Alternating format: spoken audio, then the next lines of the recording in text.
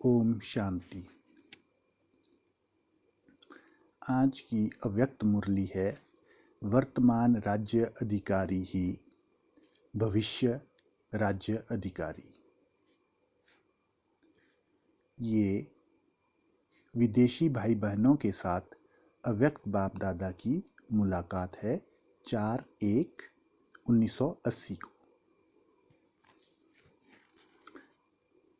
प्यारे बाप दादा कहते, सभी अपने को डबल राज्य अधिकारी समझते हो। सभी अपने को डबल राज्य अधिकारी समझते हो। वर्तमान भी राज्य अधिकारी और भविष्य में भी राज्य अधिकारी। वर्तमान भविष्य का दर्पण है। वर्तमान की स्टेज अर्थात दर्पण द्वारा अपना भविष्य स्पष्ट देख सकते हो। वर्तमान व भविष्य के राज्य अधिकारी बनने के लिए सदा यह चेक करो कि मेरे में रूलिंग पावर कहाँ तक है। बाबा ने रूलिंग पावर चेक करने को कहा। उसमें भी पहले सूक्ष्म शक्तियां। राजा को रूल करने के लिए शक्तियां चाहिए, तो बाबा ने कहा पहले सूक्ष्म शक्तियां जो विशेष कार्य करता है उनके ऊपर कहाँ तक अपना अधिकार है। संकल्प शक्ति के ऊपर, संकल्प शक्ति के ऊपर, बुद्धि के ऊपर और संस्कारों के ऊपर। तो बाबा पूछते कि ये शक्तियां हैं संकल्प शक्ति, बुद्धि और संस्कार, इनके ऊपर कहाँ तक अपना अधिकार है। यह विशेष 3 शक्तियां राज्य अधिकारी बनाने में सदा सहयोगी अर्थात राज्य की कारोबार चलाने वाले मुख्य सहयोगी कार्यकर्ता हैं। अगर यह तीनों कार्यकर्ता आप आत्मा अर्थात राज्य अधिकारी राजा के इशारे पर चलते हैं तो सदा वह राज्य यथार्थ रीति से चलता है। जैसे बाप को भी 3 मूर्तियों द्वारा कार्य कराना पड़ता है, इसलिए त्रिमूर्ति का विशेष गायन और पूजन है। त्रिमूर्ति शिव कहते हो ना। एक बाप के 3 विशेष कार्यकर्ता हैं जिन द्वारा विश्व का कार्य कराते हैं। ऐसे आप आत्मा रचयिता हो। ऐसे आप आत्मा रचयिता हो और यह 3 विशेष शक्तियां अर्थात त्रिमूर्ति शक्तियां आपके विशेष कार्य करता हैं। आप भी इन 3 रचना के रचयिता हो, तो चेक करो कि त्रिमूर्ति रचना आपके कंट्रोल में है। तो कौन सी 3 शक्तियां बताई? सूक्ष्म शक्तियां, पहली संकल्प शक्ति, दूसरी बुद्धि और तीसरी संस्कार। मन है उत्पत्ति करने वाला अर्थात संकल्प रचने वाला। बुद्धि है निर्णय करना अर्थात पालना के समान कार्य करना। संस्कार है अच्छा व बुरा परिवर्तन कराने वाला। तो बाबा ने समझाया कि मन के लेवल पे सारा खेल है। मन उत्पत्ति करने वाला, मन से शुरुआत होती है संकल्प की, उसके बाद बुद्धि निर्णय करती है कि ये ठीक है या गलत है। संस्कार है उसको अच्छा व बुरा परिवर्तन कराने वाला। जैसे ब्रह्मा आदि देव है वैसे पहले आदि शक्ति है। जैसे ब्रह्मा आदि देव है वैसे पहले आदि शक्ति है मन अर्थात संकल्प शक्ति। आदि शक्ति यथार्थ है तो और भी कार्यकर्ता उनके साथी यथार्थ कार्य करने वाले हैं। पहले यह चेक करो मुझ राजा का पहला आदि कार्यकर्ता सदा समीप के साथी के समान इशारे पर चलता है, क्योंकि माया दुश्मन भी पहले इसी आदि शक्ति को बागी अर्थात ट्रेटर बनाती है। माया दुश्मन भी पहले इसी आदि शक्ति को यानी मन को ही बागी अर्थात ट्रेटर बनाती है और राज्य अधिकार लेने की कोशिश करती है। इसलिए आदि शक्ति को सदा अपने अधिकार की शक्ति के आधार पर सहयोगी विशेष कार्यकर्ता करके चलाओ। जैसे राजा स्वयं कोई कार्य नहीं करता, कराता है। करने वाले राज्य कारोबारी अलग होते हैं। अगर राज्य कारोबारी ठीक नहीं होते तो राज्य डगमग हो जाता है। ऐसे आत्मा भी करावनहार है। करनहार ये विशेष त्रिमूर्ति शक्तियां हैं। पहले इनके ऊपर रूलिंग पावर है तो यह साकार कर्मेंद्रियां उनके आधार पर स्वतः ही सही रास्ते पर चलेंगी। कर्मेंद्रियों को चलाने वाली भी विशेष यह 3 शक्तियां हैं। अब रूलिंग पावर कहां तक आई है यह चेक करो। जैसे डबल विदेशी हो वैसे डबल रूलर्स हो। हरेक का राज्य कारोबार अर्थात स्वराज्य ठीक चल रहा है। जैसे सतयुगी सृष्टि के लिए कहते हो एक राज्य एक धर्म है, ऐसे ही अब स्वराज्य में भी एक राज्य अर्थात स्व के इशारे पर सर्व चलने वाले हैं।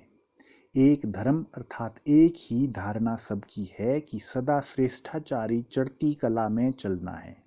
मन अपनी मनमत पर चलावे, बुद्धि अपनी निर्णय शक्ति की हलचल करे, मिलावट करे, संस्कार आत्मा को भी नाच नचाने वाले हो जाएं तो इसको एक धर्म नहीं कहेंगे, एक राज्य नहीं कहेंगे। तो आपके राज्य का क्या हाल है? बाबा पूछते आपके राज्य का क्या हाल है? त्रिमूर्ति शक्तियां ठीक हैं? कभी संस्कार बंदर का नाच तो नहीं नचाते? बंदर क्या करता है? नीचे ऊपर छलांग मारता है ना। संस्कार की भी अभी अभी चढ़ती कला, अभी अभी गिरती कला। यह बंदर का नाच है। तो ये संस्कार नाच तो नहीं नचाते हैं ना, कंट्रोल में है ना सब। कभी बुद्धि मिलावट तो नहीं करती है। जैसे आजकल मिलावट करते हैं तो निर्णय शक्ति भी मिलावट कर देती है। कभी बुद्धि मिलावट तो नहीं कर देती। अभी अभी यथार्थ, अभी अभी व्यर्थ, तो मिलावट हुई ना। बाबा कहते कारण को निवारण के रूप में कर लो तो माया समाप्त हो जाएगी। बाबा पूछते विदेश में माया आती है? विदेशियों के पास माया नहीं आनी चाहिए, क्योंकि विदेश में वर्तमान में थोड़े ही समय में ऊंचे भी चढ़ते और नीचे भी गिरते हैं। तो थोड़े समय में सब प्रकार के अनुभव करके अब पूरे कर लिए हैं। जैसे कोई चीज़ बहुत खाई जाती है तो दिल भर जाता है, वैसे विदेश में भी सब प्रकार का फुल फोर्स होने के कारण विदेश की आत्माएं अब इनसे थक गई हैं। तो जो थके हुए होते हैं उनको अगर आराम मिल जाता है तो बहुत बिल्कुल लेटते ही गुम हो जाते हैं, डीप स्लीप का अनुभव करते हैं। तो विदेशियों को माया ने थोड़े ही समय में बहुत अनुभव करा दिया है। अब क्या करना है? अब तो नई चीज की तलाश थी, वह मिल गई, फिर माया क्यों आवे? नहीं आनी चाहिए ना, फिर आती क्यों है? माया के पुराने ग्राहक हैं ना। माया को भी अगर नए ग्राहक अच्छे मिल जाएं तो पुराने को आपे ही छोड़ देगी। रूलिंग पावर वाले के पास माया आ नहीं सकती। माया जहाँ देखती है कार्यकर्ता सब होशियार हैं, अटेंशन में हैं, तो वहाँ हिम्मत नहीं रख सकती। रूलिंग पावर कहाँ तक है उसकी चेकिंग करो, और अगर पावर नहीं है तो उसका कारण क्या है? कारण को निवारण के रूप में परिवर्तित करो। कारण खत्म हो जाना अर्थात माया खत्म हो गई। माया का मुख्य स्वरूप कारण के रूप में आता है। कारण को निवारण के रूप में कर लो तो माया सदा के लिए समाप्त हो जाएगी। आज तो मिलने आए हैं, मुरलियां तो बहुत सुनी, अब ऐसे मुरलीधर बनो जो माया मुरली के आगे न्यौछावर सरेंडर हो जाए। ऐसे मुरलीधर हो ना कि वह स्थूल साज की मुरली चलाने वाले हो। बाबा पूछते ऐसे मुरलीधर हो या स्थूल साज की मुरली चलाने वाले हो? वह तो बहुत अच्छी चलाते हो, इसमें भी मुरलीधर बनो। माया को सरेंडर कराने की मुरली। यह साज भी बजा सकते हो ना, साज बजाने का मेजॉरिटी को शौक है। जिस समय भी कोई साज बजाओ उसमें यह सोचो कि माया जीत बनने के राज का साज भी आता है। यह राज का साज अगर सदैव बजाते रहो तो माया सदा के लिए सरेंडर हो जाएगी। ऐसे साज बजाना आता है? विदेशी भी पद्म गुना भाग्यशाली हैं, दूर से आते हैं, लेकिन चांस भी पद्म गुना मिलता है। जितना देश वाले वर्ष में लेते हैं उससे ज़्यादा विदेशियों को थोड़े समय में प्राप्त होता है। विशेष पालना मिल रही है। बाबा ने कहा, वॉइसलेस बनना ही वायरलेस है। सबकी नज़र आप विदेशियों के ऊपर विशेष रहती है, तो विशेष पालना का रूप प्रत्यक्ष फल के रूप में विशेष दिखाना पड़े। जैसे स्थापना में विशेष पालना चली, वैसे अभी भी आप लोगों की विशेष पालना चल रही है। तो पहले पालना वालों ने उस पालना का रिटर्न सेवा की स्थापना की। अब आप लोग क्या करेंगे? सेवा की समाप्ति करेंगे और संपूर्णता का व प्रत्यक्षता का नाम बाला करेंगे। विदेशियों को ही समाप्ति की डेट फिक्स करनी पड़ेगी। पहले वालों ने